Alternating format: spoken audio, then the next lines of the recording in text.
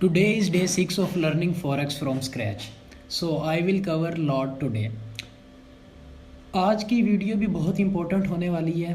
अब सबसे पहले इस वीडियो को मैं ज़रा शॉर्ट सा इंट्रोडक्शन दे दूं कि लॉट होती क्या है, व्हाट इज़ लॉट। अब फॉर एग्जांपल जैसे कि हमने पिछली वीडियो के अंदर पढ़ा था पिप्स के बारे के अंदर कि कोई भी हम करेंसी के अंदर प्राइस की मूवमेंट या चेंज को हम पिप्स के अंदर कैलकुलेट करते हैं। और अब हम कैसे पता हमें चलेगा अगर हमारा एसएल या टीपी अगर हमारा 10 पिप्स का हिट हो जाए या हमारा एसएल हिट हो जाए, हमारा कितना लॉस होगा या कितना हमारा प्रॉफिट होगा उस पेयर के अंदर। मेजरमेंट हमें पता चल गई है कि पिप्स के अंदर हम कैसे मेजर करते हैं और हर पिप के ऊपर कितना प्रॉफिट होगा।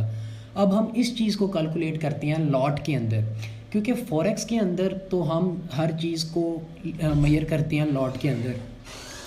अब दूसरी बात आ गई कि सबसे पहले अब जैसे हम स्टॉक मार्केट में या क्रिप्टो मार्केट के अंदर हम कर रहे होते हैं, ट्रेड कर रहे होते हैं, उसके अंदर हम कुछ कॉइन्स ले लेते हैं या किसी चीज़ का स्टॉक ले लेते हैं। अब फॉरेक्स के अंदर अगर फॉर एग्जांपल जीबीवी यूएसडी है, इस प्राइस की इस पेयर की प्राइस चल रही है $2, तो अब हम क्या इसके अंदर लॉट लेंगे या कैसे हम इसको मेजर करेंगे। इसका हमें पिप्स का पता है कि कैसे हम पिप्स कैलकुलेट करेंगे और कितने पिप्स के ऊपर हमें क्या एसएल होगा या हमारा क्या टीपी होगा और उसके ऊपर हमारा क्या प्रॉफिट होगा।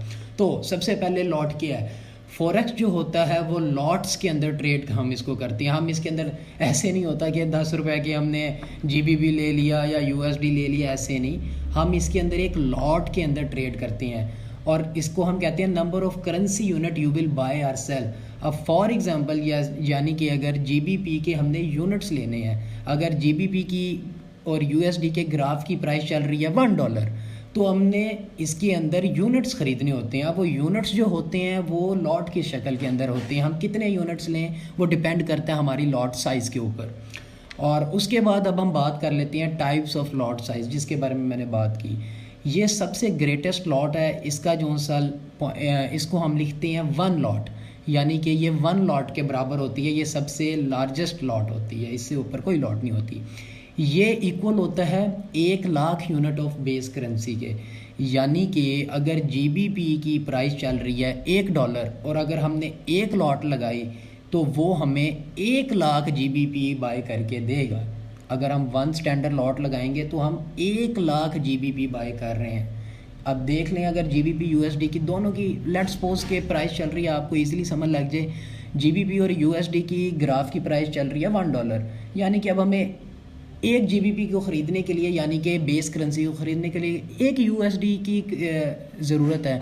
तो अगर हम 1 लॉट लेंगे, हमारी 1 लॉट तब लगेगी और हम जीबीपी के 1,00,000 यूनिट बाय कर लेंगे, यानी कि हम 1,00,000 जीबीपी बाय करेंगे।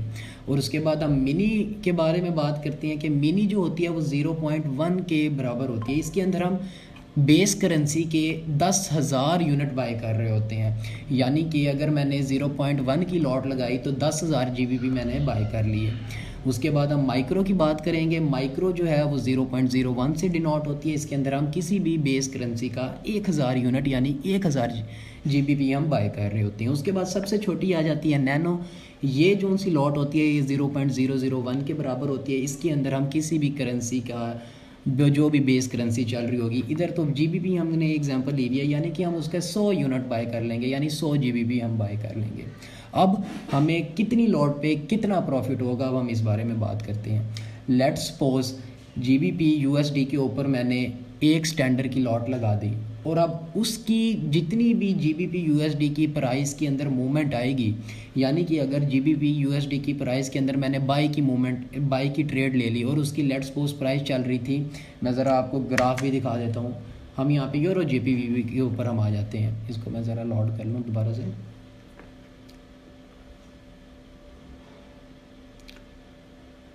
लेट्स सपोज के यूरो यूएसडी की प्राइस चल रही है 0.4918 और जो मैंने प्रीवियस वीडियो में बताया कि हमारा जो सा पिप होगा वो 4th डेसिमल होगा। अब लेट्स सपोज के 91 से इसकी प्राइस हो जाती है 92 और हमारी 1 स्टैंडर्ड की लॉट लगी हुई है, यानी कि अगर 1 पिप की मूवमेंट आई और मैंने बाई की ट्रेड ली है तो मुझे उस पिप की मूवमेंट के ऊपर $10 का प्रॉफिट होगा। एज इट इज़ अगर मेरी मिनी लॉट लगी हुई है 0.1 की जो कि 10,000 यूनिट्स के बराबर है, तो अगर यहाँ पे 4918 से 492 हो जाए तो मुझे उसके उसे कहते हैं उस लॉट के ऊपर $1 का प्रॉफिट होगा, यानी कि एक पिप की मूवमेंट पे $1 का प्रॉफिट होगा। एज इट इज़ अगर मेरी माइक्रो लॉट लगी हुई है और एक पिप की मूवमेंट आ जाए तो मुझे $0.10 का प्रॉफिट होगा या लॉस होगा।